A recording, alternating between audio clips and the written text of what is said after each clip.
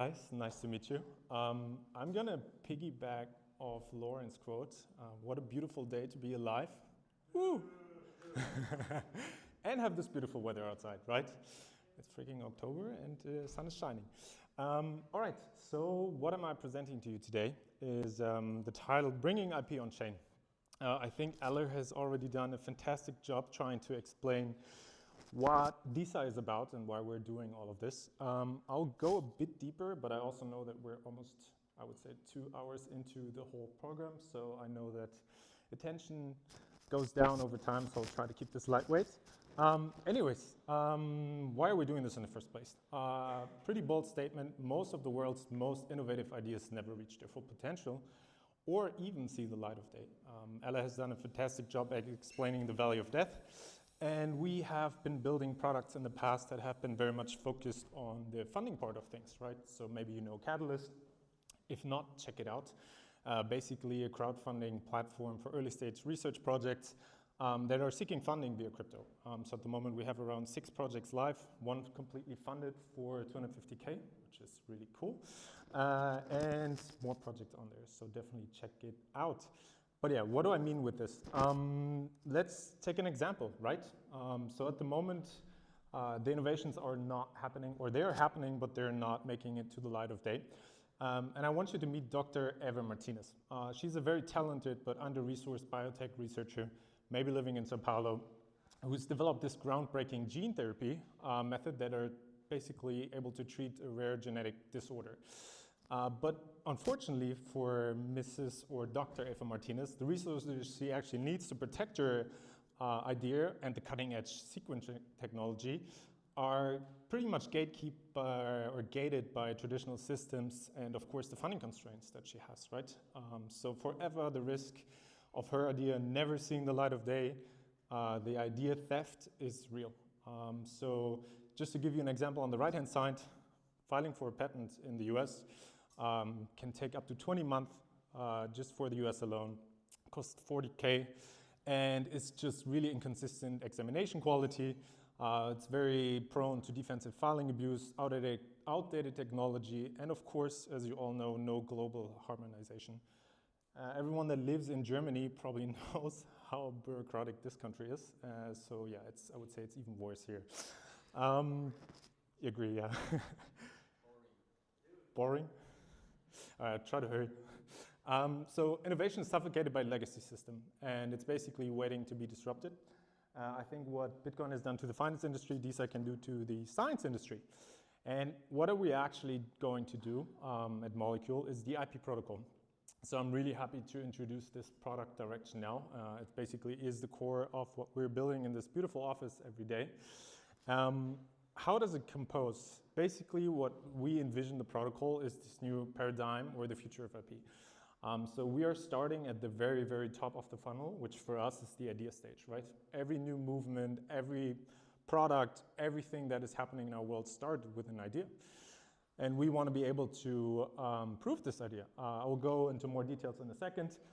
We did talk about our primitives when it comes to, for example, the blockchain aspect, right? The tokenization, which is the IP NFT and the IP tokens. And last but not least, the IP accounts. Our main mission with the IP protocol is building blocks more or less that other people can piggyback on. So could it be the DAOs, could it be other providers that want to do anything with DeSci related, and of course also powering our own products. So our mission is really bringing the IP on chain and protecting it. Cool. So let's start with the proof of idea. Proof of idea, as mentioned, is just the very, very top of the funnel, right? Basically, what we want to enable is the super easy on-chain registration of new ideas. This can be as simple as I take a picture of a napkin with my great recipe of bread to a deep file system that actually is sophisticated research, having data, having a white paper, having a README. So what we're doing is basically we allow users to anchor their ideas on-chain, meaning that basically the user has the ability to create this immutable timestamp, right? It's a timestamping service. You can do this in the real world right now if you write an idea on paper and you mail it to yourself. You have the timestamp from the post office. We want to do this on-chain. We want to do this 24/7. We want it super cheap, fraction of a cent, yeah, globally. It's really cool because what we're also doing is we're encrypting this. So you're not disclosing anything about your initial idea if you don't want to, right? That basically means that whether it is a deep file system, whether it is a napkin, you don't have to show what it is about. But if you do want to proceed, if you do want to invite others, you have the means to prove this. Meaning that even in the future, I could disclose a certain file or a certain thing about the initial idea that I had, such as the title. This is all done via Merkle tree verification. I don't want to bore you with this. But the goal is really to make it as simple as possible to register ideas on chain. And then the next part comes, which is kind of cool, and basically Molecule's, I would say, really, really amazing achievement is the IP NFT, which in essence is just a non-fungible token, right? What it presents in the Web3 native way is like this legal primitive to move intellectual property on chain. So if you're basically a creator of an initial idea wants to progress with their IP, they can do so. They can make it discoverable, they can attach metadata to it. And how it works is that basically during the minting process, you're just referencing the initial idea that you have. So basically there's, on a legal basis, an assignment right that references the idea and then assigns it to the IP NFT. And the IP NFT belongs to the owner of the respective account where this lives in. So you have an immutable proof of ownership. You can securely transfer and license this one out if you want to. And for us, this is really the bridge between the traditional IP and the digital future. Cool. And now, what the hell are IP tokens? Another token. No, IP tokens represent a different form of a token. So if you think about it this way, an NFT could be a digital art, and an IP token, for example, could be the respective fractionalization of this piece of art into little chunks, similar to ERC20s, that enable basically open source collaboration without losing the commercial viability of the underlying IP. And the really cool part about the IPTs is that you're not necessarily talking about ownership of the underlying IP, but it's the governance, which is pretty close to the ownership aspect of the underlying IP. So basically, the IPTs allow you to, first of all, have your initial idea on chain and then fractionalize it into different parts that you can then send to other people to incentivize them to start contributing, or at least being interested in what you're doing. So you're kind of forming these, how to say, micro DAOs, if you would say so. You can token gate access to certain data only to IPT holders. You can do the governance aspect, right? You can vote on things, what is happening with the IP. For example, how should a drug at the end, if something comes out of it, be priced? And then also they allow you to govern what's happening with the underlying asset itself. So should it be moved to someone else? Should it be sold to Pfizer? Yeah, and then one thing to notice, that's something in the NFT space, it's all about royalties and proceeds of the underlying IP. For us, this is something that would go via the IP tokens as well. So if there is actually something valuable out there, the token holders itself would have a say on voting this into place. So it's not something that we're starting from the get-go. This is all super great, but how does it all fit together? And I think this is really, really the core of it, is the IP accounts. So you can think of the IP accounts more as a secure treasury that manage both the assets and the IP NFTs. So basically it creates this unified control center for IP. On the right-hand side, these are all just early stage illustrations. So just an FYI, this is not how the product is going to look like. But yeah, as I mentioned, right? It's like the central treasury account. And the cool part about it is that this account can hold multiple IP NFTs. So thinking of it like a micro-DAO where it can have a lot of different ideas that are tokenized, that are governed by one token. And if you want to give people access to this, or you want to start forming this community around this, you can via the token itself.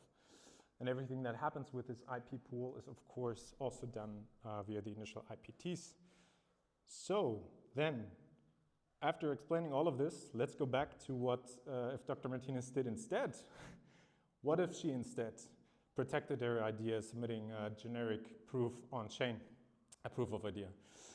Basically creating her timestamped, encrypted, recorded on a public ledger that's accessible to everyone globally 24/7, where she can ensure that her idea is uniquely registered and protected from the get-go. So if she would like to propose something or disclose something, she can, but she doesn't have to. And in 2 years of time, if someone else tries to piggyback off this, she always has the means to verify that she was the initial creator of that thing on chain by disclosing certain content if she prefers to, or at least show that certain content were part of this idea. The tokenization aspect of this is the interesting part, because now what she can do with that initial idea when she actually moves forward or starts working with the university, submits her idea to VidaDAO. By the way, we're also collaborating with Vida Labs. Is that she can mint this into an IP NFT, which represents her innovation in a secure and variable digital form that she is in control of. So she can, at least in the initial version, if there's no one else, she can assign it to an account. She's the only owner. She, of course, can decide whether she wants to tokenize this or not, or just keep it to herself, and then actually invite people in, right? So you have a token that represents this pool. Maybe it's just one idea at first, but she can invite other people in. So she can share innovation. She can start fundraising for innovation without having to go through traditional means, and making sure that she can actually leverage the power of decentralized communities, decentralized governance, and also just making sure that the token aspect is more the incentives alignment between her, who owns the idea, and potential others that are starting to contribute. And I think this is pretty cool. But yeah, we're actively building this right now, which is super nice. And we want to build this in a way where it becomes not just necessarily a B2C product where we are building everything and then force people to use our primitives, but we want to bring these building blocks to the whole DeSci ecosystem. So meaning, for example, that if you're in DeSci Labs and you're writing your proposal, there should be a button, and that button can say mint an IP NFT, and it can go via our protocol. So we want to work together, we want to form this space, we want to make sure that all of us grow, because I think we're all here to win it. And yeah, this is pretty it. So in a nutshell, again, don't have to repeat myself, but pretty interesting work from our side at the moment, really trying to build something fundamental.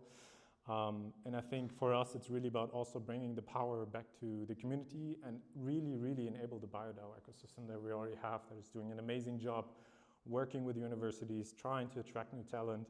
And this also gives them a means to also pinpoint what is happening in the BioDAO, right? So think about like the idea contest that Vida Labs is doing, having them registered and then having a proof, auditable proof on chain that is immutable to see how the deal flow is progressing over time, what actually gets minted, what gets tokenized, where's the research heading. I think it's just super valuable and really will help to attract new people into the space, because there's just so much more credibility and also, of course, accountability as well. Yeah, thanks for listening to my TED Talk. I hope this sounded cool and I didn't bore you too much. If you want to get in touch, follow us on Twitter, follow me on Twitter, get into our Discord, write me an email. I'll be around. Oh, there's going to be a lot of questions. I knew it. But yeah, do we have just this one mic? Thank you guys for listening.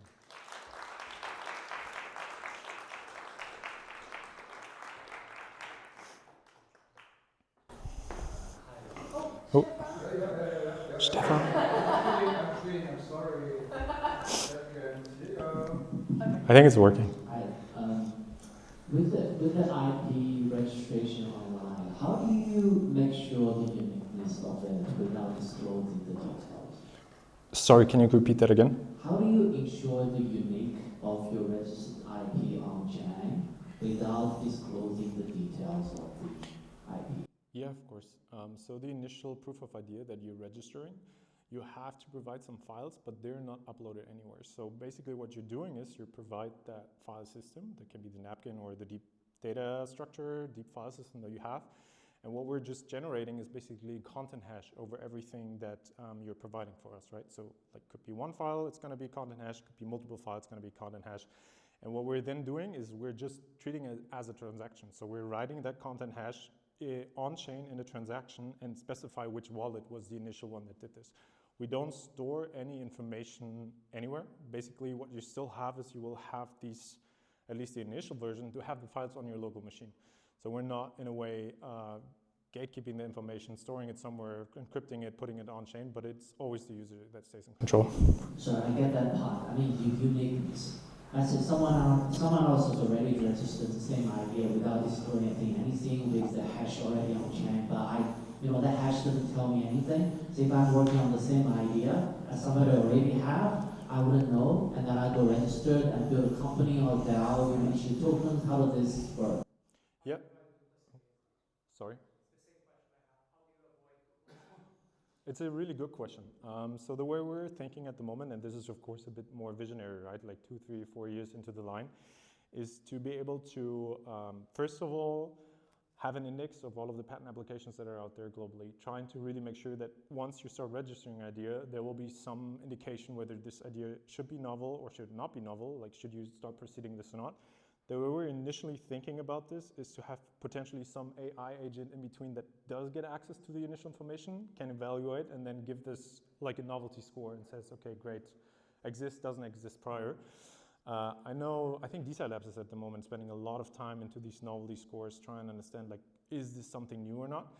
Of course, with the hash itself, right? Like if you just change one letter, it's going to be a completely different hash, right? So that's not, if you do a one-on-one duplicate, of course, then it will be rough. But for us, it's really start trying to just think about the timestamping for now. There's a lot of questions around like how to resolve disputes, for example. Who came first, right? Who is the actual owner of this? And we are thinking about these things, but at the moment we're just trying to create a system where it allows you to at least get the foundation right, and then try to figure out how we can check for the novelty or the duplication aspect of this as well. I think probably AI agent makes sense. We could also think about some kind of gateway where molecule is seen as this trusted agent in between, but then you always come back to this centralized aspect where one entity has in theory control over all of the information that's been put onto the system. And we really try to avoid this. Like we want to build a decentralized protocol where it will still work even if molecule would not be around anymore. So TLDR, probably agents, AI agents that are able to evaluate this. In the meantime, we'll just go with the content hash to see if there's any duplications. And then of course you still have these issues that people might just block ideas, right? So you can put this on there. And then it's really a matter of trying to understand if you're able to put the same content hash into the transaction twice. I think the problem there is that it wouldn't work for drug development where you have a unique structure of a molecule you're developing or you're thinking about developing. And how would you ensure with a zero knowledge proof model that communicates with that hash? So I think for us, like the way we were thinking about the initial year was to say, okay, it can be as simple as a napkin, but can be as complex as, for example, a complete white paper, right? There might be a solution out there, and Stefan is actually the expert about this, to prove this somehow in zero knowledge, right? That you know something about or at least that a part of your knowledge is part of the initial idea without having to reveal that information in the first place, right? That's what zero knowledge proof is all about. There are some ways on doing this. Technical details, I would refer to Stefan, who can also come downstairs. Do you want to? It's weekend, on Monday, right? Yeah, exactly. So Stefan will answer via email. But yeah, to come back to your question, we're thinking of ways how to identify this, how to make sure that the idea is protected, it's not duplicated, there's no malicious agents in place that are just blocking things. We don't have all of the answers right now, to be completely honest. It's really early. We started working on this maybe a month ago. So it's really something that is like in the making at this process. That's why I also encourage everyone to go back to this slide, get in touch. If you have great ideas, if you have something to share, if you want to contribute, we're more than willing to. But I think it has a lot of potential. And for us, like the long-term vision would basically become this omni-chain protocol that sits on top, right? It's basically, you don't mint new BTC, you don't mint new tokens, but you're actually minting new ideas. So whenever there's something really great out there, like something that could change the world, this could definitely be something that then is anchored on this chain and can then just be basically used across chains to whatever, have tokens there, vote. But for us, it's really like building this like an oracle more or less, if you would say so. Yeah. A lot of questions, that's good.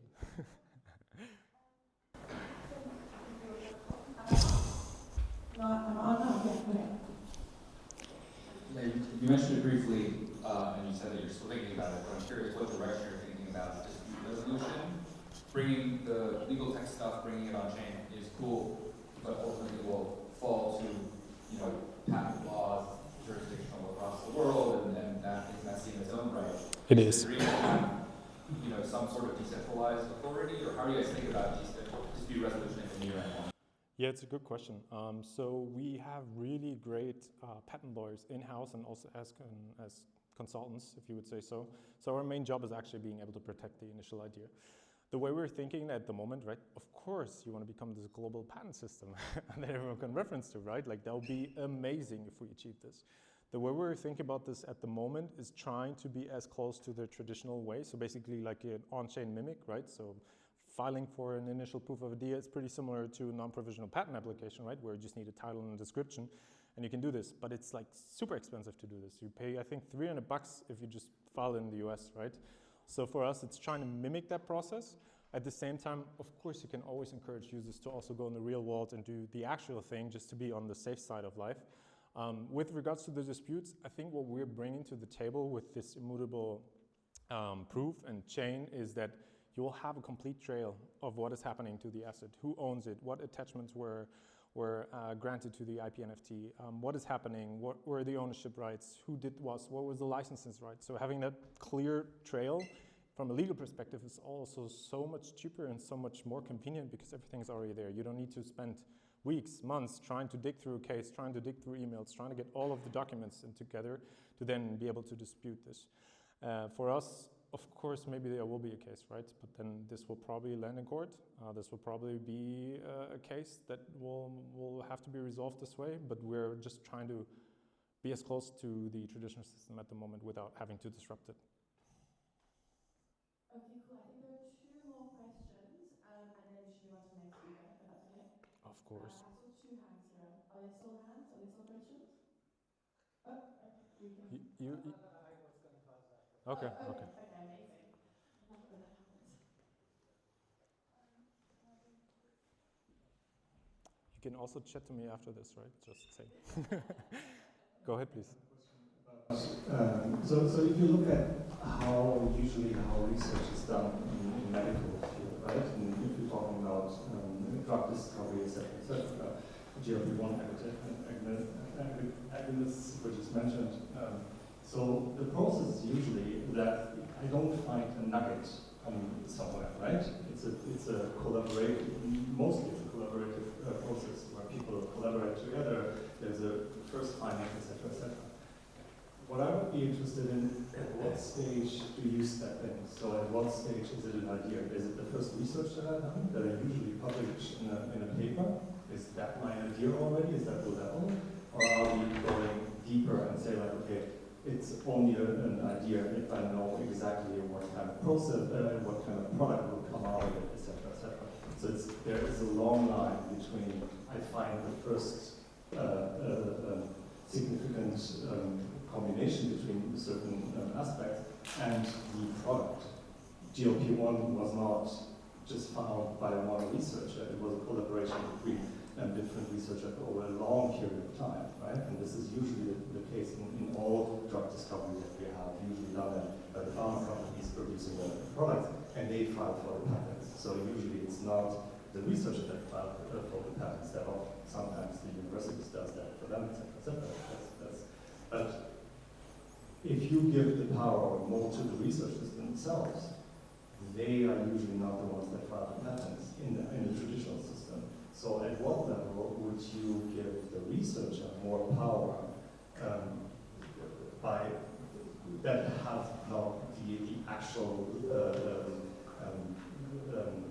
final idea, basically, right? Is there what's the level where I think invoice? Yep. Yeah, of course. So I don't think we should be too restrictive on what an idea is versus what's not an idea, right? This is what I mean. There's a spectrum. It can be as simple as I had a great idea yesterday, I took a picture of it, put it on chain. It can also be something that I've maybe done in secret for 2 years already researched that's fully fledged. I can also anchor this on chain. The way we're thinking about this protocol, and that's the unique part about the blockchain and using this system for it, is that you have this immutable proof of what is happening to the underlying assets.